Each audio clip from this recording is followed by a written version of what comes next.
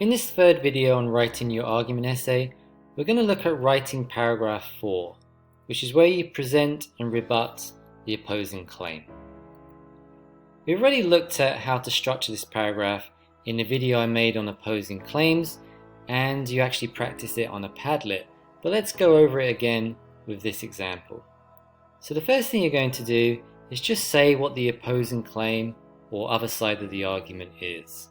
So here, my claim is that genetic engineering should be allowed, so I'm going to talk about those people who say genetic engineering should not be allowed. That's the opposing claim. So I start by saying, some people argue though that, I could say, however, others believe that, or the opposing view is that. Then I need to say why they hold this view. Okay, they say or they argue that, or for example, that's just the reason that they have. And remember, this reason must be one that you find in one of our 3 texts. So you then need to quote the source for this reason. So in my example, they say that it is dangerous to play God with the future of humanity. That's the reason.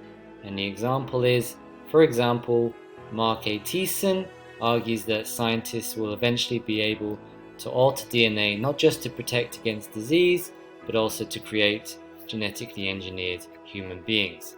Again, after my quote, I quote which text this comes from. This is from text 2. And then the last part is to rebut or to disprove this opposing claim.